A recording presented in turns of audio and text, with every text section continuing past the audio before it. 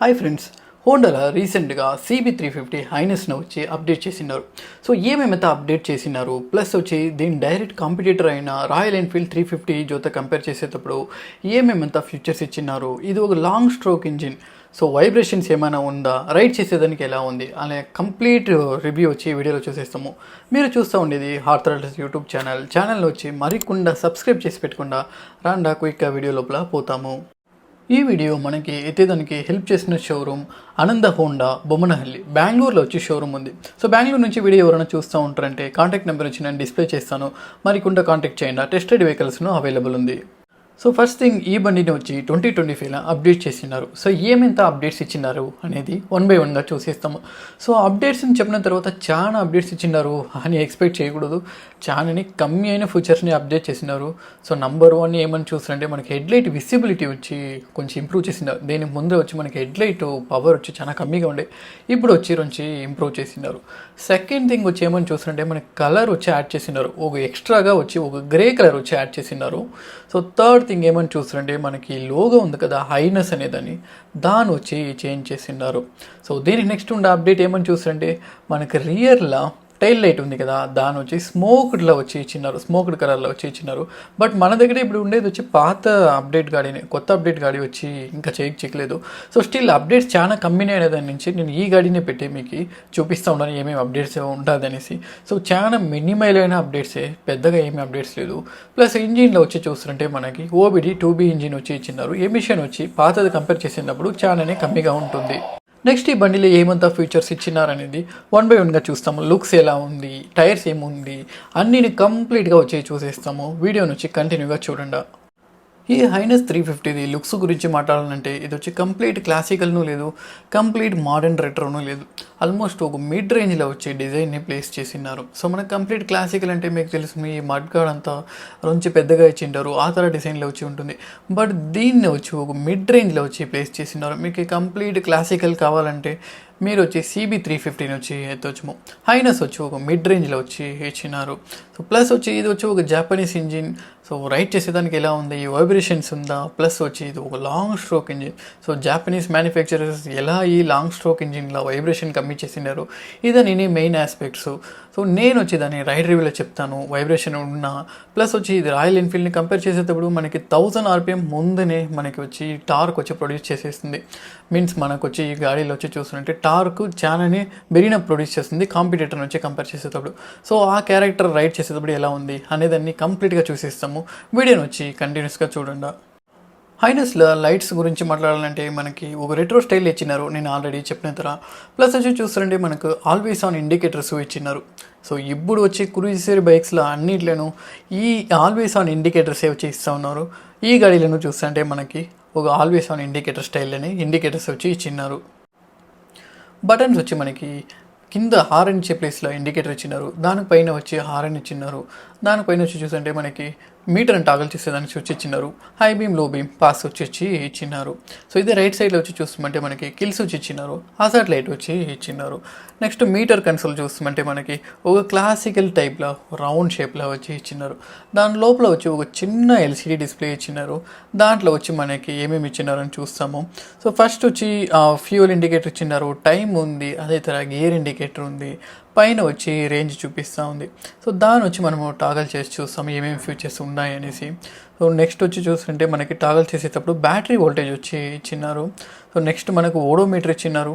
Next trip A ఉంది, trip B ఉంది. Next average fuel efficiency వచ్చి ఇచ్చినారు. సో దీని నెక్స్ట్ వచ్చి ట్రిప్ Aకి యావరేజ్ ఉంది. సో ఆల్రెడీ మనం చూసిన తర్వాత రేంజ్ ఉంది, బ్యాటరీ వోల్టేజ్ వచ్చి ఉంది.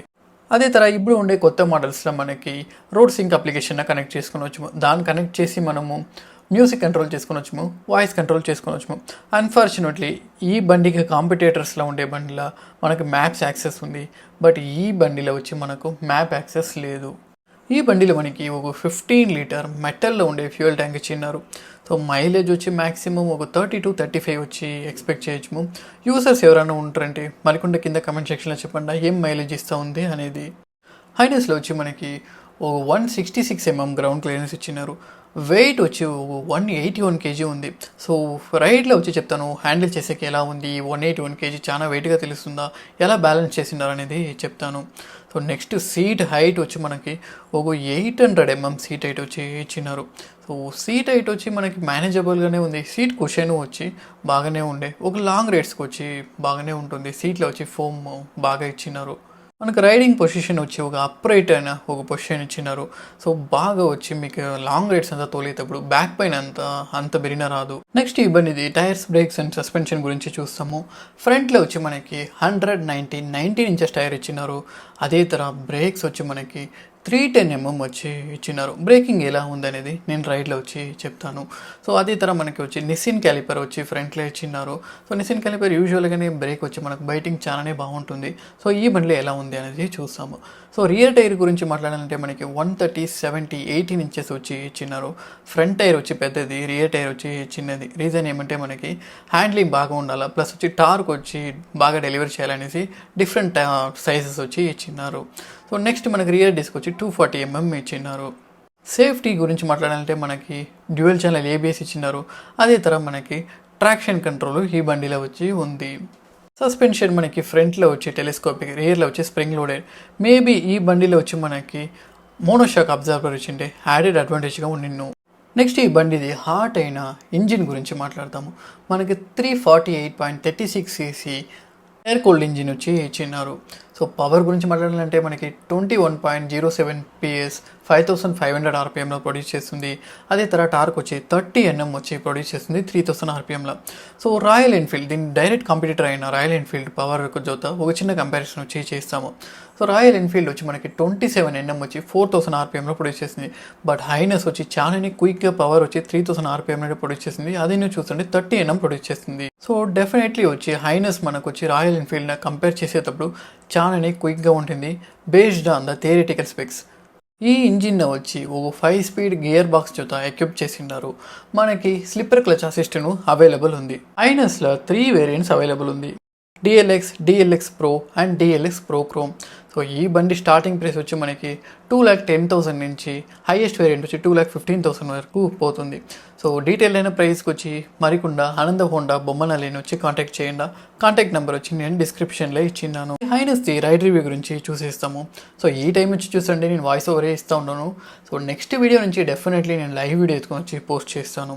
సో నేను రైడ్ చేసేటప్పుడు ఫీలింగ్ ఎలా ఉండేనంటే, ఫస్ట్ థింగ్ నాకు ఈ రాయల్ ఎన్ఫీల్డ్ గాడీల వచ్చి తోలేటప్పుడు ఉండే ఫీల్ వచ్చి దీంట్లో లేదు. డెఫినెట్లీ దీంట్లో వచ్చి పవర్ బాగానే పీక్గా ఉంది. రీజన్ ఏమంటే మనకు ఒక 3000 RPM నుంచి గాడి వచ్చి బాగా పుల్ చేస్తుంది. మీరు వచ్చి తోలేటప్పుడు డెఫినెట్లీ దాన్ని వచ్చి రియలైజ్ చేసి వచ్చి మీరు వచ్చి ఈగర్గానే పుల్ చేసుకొని పోతుంది. సెకండ్ థింగ్, హోండా ఇంజిన్స్లో ఉండే ఆ రిఫైన్మెంట్ ఈ గాడీలలో ఉంది. ఇది ఒక లాంగ్ స్ట్రోక్ ఇంజిన్. స్టిల్ వచ్చి మనకు చూస్తున్నట్టు వైబ్రేషన్ వచ్చి మ్యాక్సిమం వచ్చి మినిమైజ్ చేసినారు. మీరు వచ్చి చాలా రెవ్ చేసి తోలుతారనేటప్పుడు మాత్రం లైట్గా వచ్చి మీకు ఫుడ్ ఫెక్స్లో ఫీల్ అవుతుంది. రెస్ట్ వచ్చి మీకు ఆ జగలను వచ్చి వైబ్రేషన్ వచ్చి ఫీల్ చేసేకే అయ్యలేదు. బ్రేక్స్ వచ్చి చూస్తుంటే చాలానే ఎక్సలెంట్గా ఉండే. మ్యాక్సిమం బైక్స్లో వచ్చి రియర్ బ్రేక్ వచ్చి అంతగా ఎఫిషియెంట్గా ఉండదు. బట్ ఈ గాడీలో వచ్చి చూస్తుంటే రియర్ బ్రేక్ను బాగానే ఉండే, ఫ్రంట్ బ్రేక్ బాగుండే.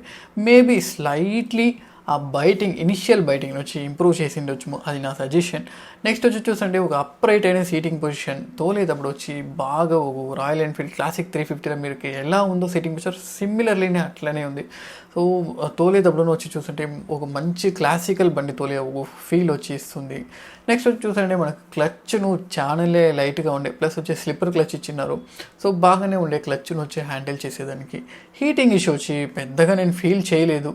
So main thing maybe next అప్డేట్స్లో వచ్చి ఆ ఫుడ్ పెక్స్లో ఉండే ఒక చిన్న వైబ్రేషన్ ప్లస్ వచ్చి ఆ ఇనిషియల్ బ్రేక్ బయట వచ్చి కొంచెం ఇంప్రూవ్ చేస్తారంటే బాగా ఉన్నాం. సో ఆల్మోస్ట్ ఈ కొత్త హైనస్ ఇదే రివ్యూ వీడియో పట్టిందంటే లైక్ చేసుకుండా, మన ఛానల్ని ఈడ వరకు ఎవరైనా కంటిన్యూస్గా చూస్తూ ఉంటారంటే సబ్స్క్రైబ్ చేసి పెట్టుకుండా నెక్స్ట్ ఒక వీడియోలో మీట్ చేస్తాం. అంటిల్ దట్ బాయ్ ఫ్రమ్ ఆర్థోటెల్స్ ప్రవీణ్.